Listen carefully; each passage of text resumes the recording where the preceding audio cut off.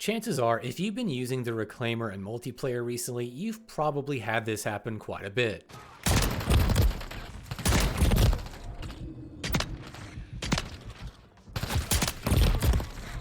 In this particular video, I'm basically going to revisit the Reclaimer because I think I found my favorite build for it specifically for multiplayer, and really it does feel perfect, specifically the pump action mode.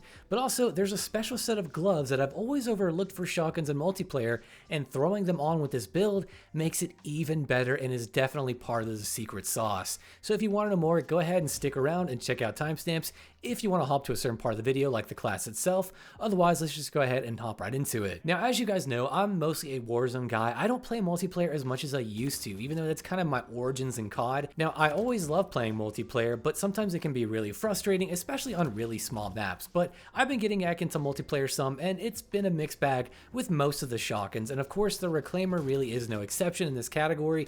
I've made a video talking about it before, shared my class for it when it first came out, and when I revisited this class, I was struggling quite a bit for whatever reason. Sure, it was probably somewhat of a skill issue, but it's also got some major problems, which I'll briefly recap. First of all, the damage difference between hip firing and aim down sights is very noticeable. The only way you can actually take advantage of this thing's range with one shots or at all is if you aim down sights or are mostly aim down sights. You don't have to be fully, but mostly. And if you're hip firing, you just can't really get any one shots past maybe like 3 meters. It's very short, but if you aim down sights and you hit that chest area, you're getting about 16 meters for that one shot, which is ridiculously good.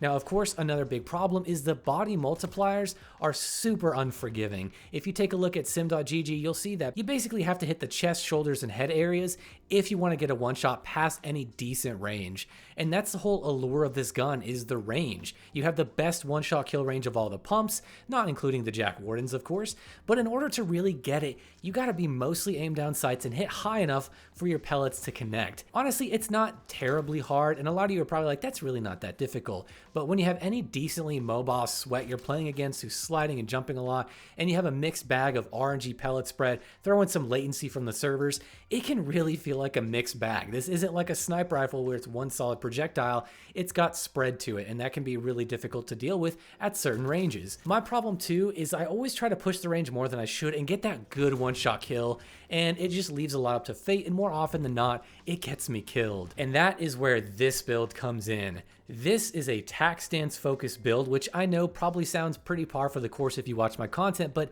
in multiplayer and specifically for this gun, it's a bit strange because I've always advocated to aim down sights with this gun because it's got a nice tight spread and you can really take advantage of its range. Well, I thought so too until I actually tried this setup, and I was kind of blown away. And again, this is a tac stance focused build. This is not a build you want to rock with aim down sights completely. Do not. It's just going to hurt you because you have the no stock on there and that really blocks your sight. This is tac stance through and through, and if you commit to tac stance on this build, you are going to notice it is so good and actually very consistent. And part of the reason it's so consistent compared to the normal aim down sights build is because you have some decent spread. It's not super tight, so it's a little bit more forgiving, but it's not so wide where you can't get a decent one-shot kill at range. So you can actually get 10-meter one-shot kills, 12, 13, 14. Sometimes you can push the range, but I wouldn't. I would say you want to stick a little bit close quarters here. Of course, it's a shotgun, but I'm just saying you don't want to be pushing that 16-meter mark all the time. You basically want to try to stay in that 10-meter mark, maybe 15 at max, which is, of course, hard to gauge in-game.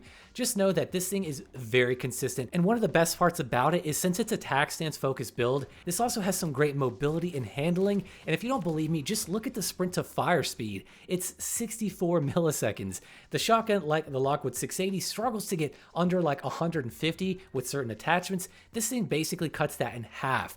And also, you have a great movement speed. You will be flying. And the great thing about this is if you don't get the one shot, that's okay because you can jump and then you can swipe on that target and get the two shot, and it works super well. I promise you guys, this works way better than you probably think it does. You have to give it a try and really let me know what you guys think. But that's not it, because we have another secret to this build that I want to share with you guys, and that is basically the assault gloves. Now, I've used these before way back in the beta, and I don't remember them having really any effect on the shotguns, but when you use them now, there is a major effect, especially for shotguns, because what you'll see and what you'll notice in my little demonstration is that when you have these things equipped and you're jumping and moving around, it doesn't matter if you're hip firing, aim down sights, tac stance, it doesn't move. You don't have a penalty when moving, so this basically, at least for this particular build, will eliminate all of that crazy nonsense where it widens up your spread, so it's going to make it even more consistent. So this encourages you to jump around, be mobile, be bunny hopping,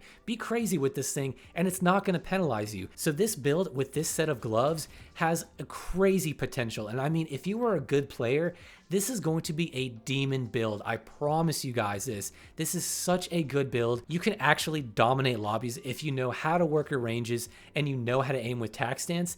I'm telling you guys, you will be flying, you'll be getting one-shot kills, and if not, you'll be getting great two-shots with your movement and handling.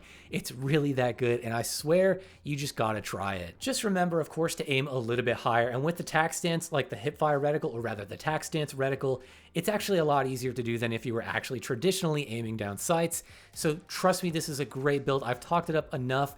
Now I want to know down below in the comments, what do you guys think about this shotgun in multiplayer, and more specifically about this build if you used it? And also, have you tried the assault gloves on the shotguns in this game? I haven't seen anybody really talk about them at all for shotguns, so definitely give them a try if you haven't, and let me know what you guys think. And with all that being said, guys, I will see you in the next video.